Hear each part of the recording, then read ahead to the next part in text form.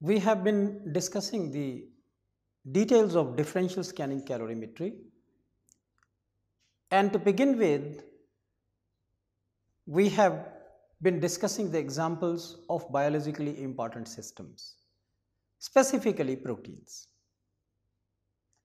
And since the biological systems mostly are active in aqueous media, therefore, in the previous lecture, we also discussed the structure of water, because any changes in the conformation of a biological macromolecule is going to affect the structure of water. Therefore, it is very important to understand how the structure of water is modified when the conformational transitions in the biologically important systems take place. Not only that, how the structure of the solvent is modified when even the host guest recognition in biologically important systems take place. So let us continue with our discussion on how the structure of water is affected when different type of solutes are added to it. To begin with, let me recall back the structure of water that we discussed in the previous lecture. We discussed that liquid water is a mixture of unassociated water molecules and a hydrogen bonded tetrahedral network. In this tetrahedral regular network of hydrogen bonded water molecules, there is extensive amount of hydrogen bonding. And we discussed about the time scale of equilibrium and other parameters which describe the properties of water in the liquid form. Now let us first talk about how the structure of water is modified when an electrolyte is added to it. When we talk about the protein molecule, protein is made up of amino acids, and amino acids are bonded to each other through peptide bonds. The protein may also have charged amino acids, or protein may also face an environment in which there are a lot of ions, and therefore it becomes important to understand how the structure of water is modified when an ion is added to it or when a hydrophobic solute is added to it.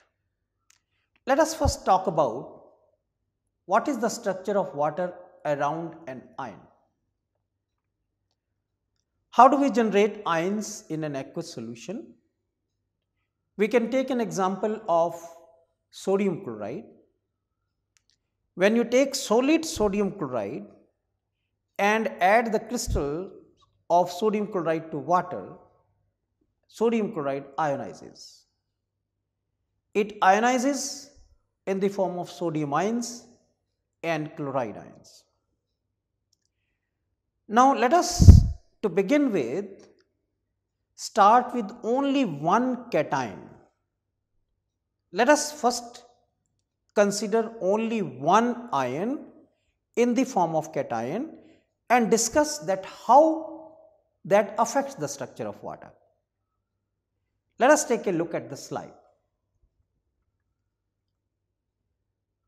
Now let us consider all of a sudden this central ion appears. This is positively charged, and obviously it will attract the negatively charged oxygen of water. So under the influence of its electrostatic field, the central ion will attract water molecules, and through electrostatic interaction it will be surrounded by a certain number of water molecules. Now let us remember that these water molecules which are surrounding the central ions were earlier part of the tetrahedral network. And therefore, when these water molecules are surrounding the central ion, these are no more associated with the rest of the water molecules. In other words, what I am trying to say is that these water molecules lose their kinetic freedom to the central ion. Wherever this central ion moves in solution, these many water molecules will move along with the ion. Please carefully listen to the word that I said, that these many water molecules will move along with the central ion. When I say these many water molecules, I am not saying that these only water molecules. What I am trying to say is, it is possible that there may be 4 water molecules directly associated with the central ion as seen in the slide. This number can vary. The number at a given temperature may remain constant, but the residence may not be same, because when this central ion is moving somewhere, these water molecules may become a part of the tetrahedral network and be replaced by another water molecule. So these water molecules are not imprisoned with the central ion for the rest of their life, but these can be exchanged with the other water molecules. However, the number of water molecules which are there in this primary hydration shell, I am calling this as primary hydration shell, in which the water molecules lose their kinetic freedom to the central ion. So that is why this is an ion enveloped by a sheath of oriented solvent molecules. These water molecules, this number which lose their kinetic freedom to the central ion, is called the primary hydration number. And obviously this primary hydration of the central ion has affected the rest of the structure of water. And before we start connecting these disturbances in the structure of water with the thermodynamic parameters, let us discuss what happens beyond the primary hydration shell. Let us take a look at what happens beyond the primary hydration shell. I just talked to you about the central region. That is, you have a positively charged ion and it is surrounded by the negative end of water molecules, and a certain number forms the primary hydration shell, and primary hydration shell, you see, is clearly demarked from the rest of the water molecules by a solid boundary. Beyond that, the water molecules which are there will be under the electrostatic field of the central ion. However, the rest of the water molecules would also like that these water molecules should engage in hydrogen bonding. So therefore, beyond the primary hydration shell, these water molecules may compromise between the electrostatic field of the ion and the hydrogen bonding ability of the rest of the water molecules. And therefore, you see, their orientation is not exactly oxygen pointing out towards the central ion. However, they are in an intermediate orientation, and this is called the secondary region with partly oriented water. The primary region is with completely oriented water. Secondary region is with partly oriented water, and rest of the water is a bulk water. That is, In this shaded region, you have a tetrahedral network of water which is in equilibrium with the monomeric water. However, this one ion has altered the structure of water. And if you try to rationalize overall, because when you add sodium chloride, you are not just adding one ion. If you calculate how many ions of sodium chloride are there in aqueous solution, when you prepare even 0.01 millimolar solution, you can do a calculation and find out. You will see that the number of ions in solution are enormous. And we can appreciate that how those many ions will affect the structure of water. And if we go back to the slide, suppose if lot of water molecules are oriented around the ion, or lot of water molecules come under the electrostatic potential, under the influence of the electrostatic field of the ion, then it will lead to collapse, a partial collapse of the structure of water. Let us keep these things in mind. So, what happens when you dissolve sodium chloride crystals in water? Sodium chloride from the crystal is ionized, and you see sodium ion is surrounded by water molecules, where the positive charge interacts with the negative end of water. Similarly, chloride ion is surrounded by water molecules, where this anion is interacting with the positive ends of the water molecule. So, this is the scenario of the solvent structure around the central ion. But when it comes to biological macromolecule, when we talk about the proteins, or when we talk about the DNA, or we pick up any other biologically important systems, let us first talk about the proteins. What do the proteins have? The proteins will have peptide bonds. The proteins will have hydrophobic amino acid residues.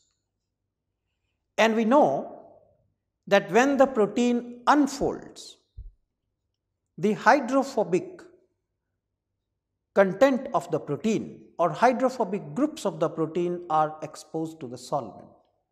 And the solvent in this case is water. And along with the hydrophobic groups, the polar groups, the ionic groups will also get exposed to the solvent. And all these are going to affect the structure of water. We have discussed how the ions can affect the structure of water. Now let us discuss how the hydrophobic groups can affect the structure of water. Let us take a look at the next slide.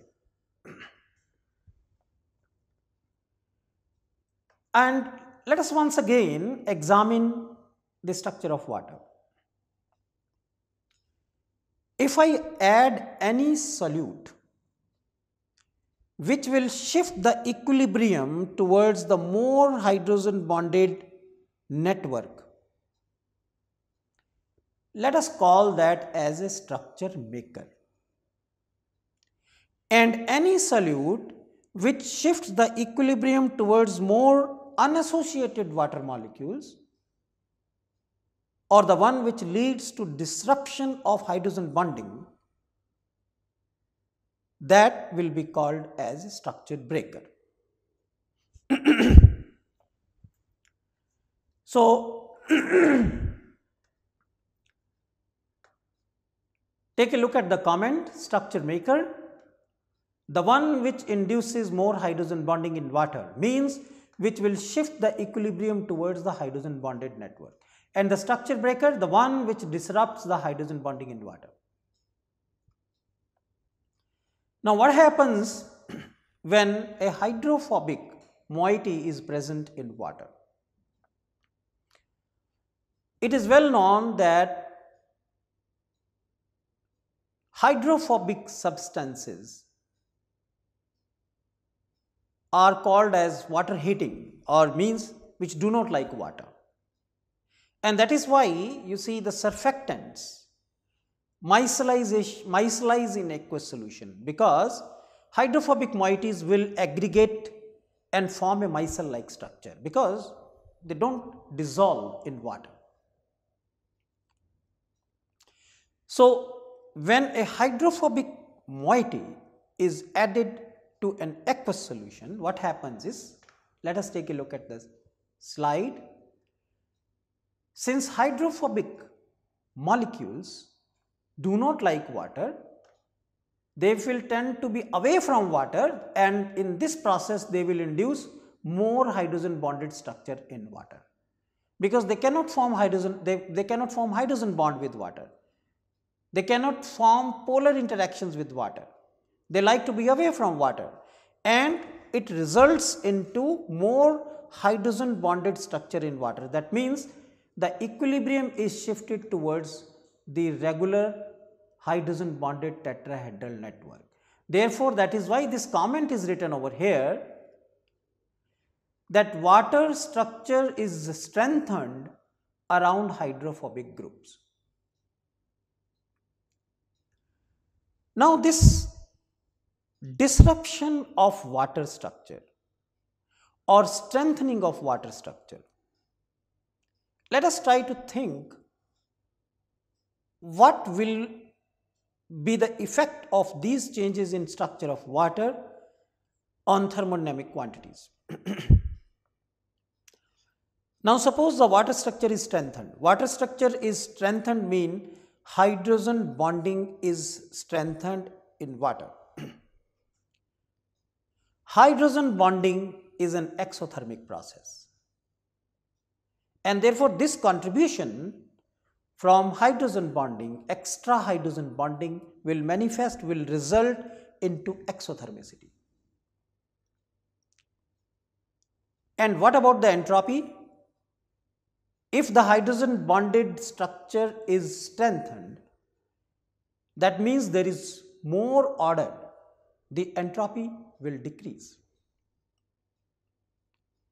What about the heat capacity? If the structure is strengthened, that means the heat capacity will also increase. One will require more heat to disrupt those hydrogen bonding interactions, and hence to increase the temperature by 1 Kelvin. This can be extended to other thermodynamic properties also, like if the structure of water is strengthened, then the volume will also increase, because hydrogen bonded structure will have in water will have more volume. And similarly, one can extend it to compressibility, because if there is more hydrogen bonded ice like structure, then you are making the system more compressible. So, therefore, whenever a solute is added to water, we are talking about the aqueous system, it will affect the structure of water, and the way it affects the structure of water, the thermodynamic quantities will change accordingly. And therefore, the signs, not only the magnitude, the sign of the changes in thermodynamic quantities provide very important information about the role of solvent, that how the structure of water might be getting affected by the process which is under consideration. So, let us take a look at the comments further. Structure strengthening means increase in heat capacity, and that is why I just discussed. So, recalling what is structure maker and what is structure breaker. Structure maker is the one which will shift the equilibrium towards hydrogen bonded network, and structure breaker is the one which will shift the equilibrium towards monomeric water molecules. So, what is the reason for sloping pre and post transition baselines? in differential scanning calorimetric output. Let us take a look at the slide. We have discussed how this differential scanning calorimetric output is generated from the instrument, and this particular example is for 0.25 millimolar hen egg white lysozyme in glycine HCl buffer at pH 2.4 at a scan rate of 0.5 Kelvin per minute. And let me give some more information that hen egg white lysozyme, this lysozyme transitions have usually been observed to be calorimetrically reversible in nature. What I mean is, if you cool it down and reheat, one will again get the same transition back. However, the question that we are addressing here is, let us take a look at this figure, why this pre-transition baseline is sloping and why this post-transition baseline is sloping. However, their slopes, if you carefully look at, are different. So let us discuss that. One conclusion that we can draw from this slope is that obviously here the heat capacity is dependent on temperature. Obviously, heat capacity is dependent on temperature, and we have discussed this earlier also by taking the example of monatomic, diatomic, perfect gases. And we discussed that as the temperature increases, the degrees of freedom also increase, and the contributions of those degrees of freedom to the heat capacity also increase. A similar explanation can be offered here. Let us see what happens. We consider this as the folded structure of the protein. And now when the temperature is increased, obviously it will affect the intramolecular interactions, will be weakened. And if the intramolecular interactions are weakened, the structure will become relatively loose, and the relative exposure of the hydrophobic groups to the solvent environment will slightly increase, because once it is very intact structure and it slightly loosens up, obviously the degrees of freedom are increasing. And if the relative exposure of hydrophobic groups is becoming more to the aqueous environment, hydrophobic groups do not like water and will lead to strengthening the structure of water. And as we just saw in the previous slide, strengthening the structure of water means heat capacity will slightly go up. Now let us take a look at the slide. This is what I was commenting upon, that if you increase the temperature, there is an increasing amount of degrees of freedom and relatively larger excess of the hydrophobic groups towards the solvent, leading to increase in heat capacity. And when there is sufficient amount of heat for the protein to unfold in a cooperative manner, you see the hues transition appearing here, it reflects on the cooperativity of the process, giving us another conclusion that unfolding is a cooperative process. Cooperative process is the one in which one event facilitates the next event. So here the transition begins and the heat capacity, at transition becomes large, and once the transition is over, it goes back to the original, it should go back to the original baseline. But since now in the native state the protein conformation was like this, and in the unfolded state it is random coil, hydrophobic groups are exposed, therefore, the behavior of the heat capacity versus temperature curve is also going to be relatively different.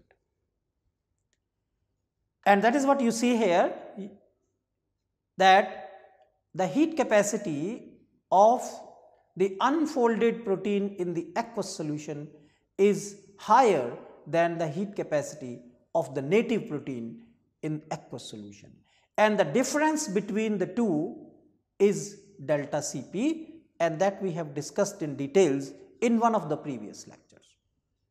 So, most importantly, what we should try to connect is how this process is affecting the structure of water. So, what I discussed is that when you are increasing the temperature, then slowly and slowly the equilibrium is getting shifted towards more tetrahedral network, strengthening the structure of water, heat capacity, overall heat capacity increasing. And after the transition is over, then how the unfolded protein affects the structure of water will decide its final heat capacity. So, that is why the comment over here, Cp depends upon how the structure of water is affected. Now, let us take an example, a comparison of native, altered and mutant forms. Differential scanning calorimetry is very important in giving information on how the conformation of protein will be affected. For example, in this figure, the red line Tm corresponds to transition temperature of the protein which is in the native state. And when you carry out mutations, mutations means you alter one or more of the amino acids and see whether the stability of the protein increases or decreases. In this particular case, if we look at the figure, the mutation has led to an increase in the thermal stability of the protein. Mutations have given lot of information about the role of a particular amino acid in maintaining the conformational stability of a protein. Therefore, differential scanning calorimetry of mutated proteins has provided lot of information about the role of particular amino acids in maintaining the thermal and conformational stability of the proteins. So, let us take a look at the comments. Mutation may affect the conformational stability of a protein. DSC can quantitatively tell the role of a particular amino acid in maintaining conformational stability of a protein, and complexation of a protein with a ligand also affects the thermal stability and hence reflected in DSC profile. This comment we will discuss in more details when I talk about the ligand binding phenomena. So, what we have discussed is that we can get lot of thermodynamic parameters. For example, if we look at this DSC profile, we can get T half, we can get delta H vent half, we can get delta H calorimetry, we can get delta S Cp, and delta Cp of folding, or I can represent unfolding, fourfolding, that means we are going from denatured to native state. It is connected with the change in accessible non-polar surface area and polar surface area. So, delta Cp gives information also on how much non-polar surface area is getting exposed or buried upon unfolding or folding, and also how much polar surface area is getting exposed upon unfolding or buried upon unfolding. So, let us take a look at the comments. When protein folds, the hydrophobic groups are buried inside, delta Cp is negative. For unfolding, delta Cp is positive because hydrophobic groups are getting exposed. Therefore, delta Cp can be a good indicator of hydrophobic content of a protein. What I mean is, this difference, if this is very large, if delta Cp is very large, that means many hydrophobic groups have been exposed to the solvent and have led to increase in the structure of water to a large extent. And that is why I made this comment that delta Cp can be a good indicator of hydrophobic content of a protein. And finally, delta Cp is required to calculate the temperature dependent thermodynamic parameters, as we have discussed many times. So, what we have discussed in this lecture is that how these changes in structure of water can affect the thermodynamic parameters, and when it comes to the proteins, when the protein unfolds, it leads to exposure of both the apolar and polar amino acids and can affect the structure of water and hence the thermodynamic parameters. We also discussed that the change in heat capacity can be a good indicator of hydrophobic content of a protein. We will continue our discussion on the DSC of proteins to draw more general conclusions, and those we will do in the next lecture. Thank you very much.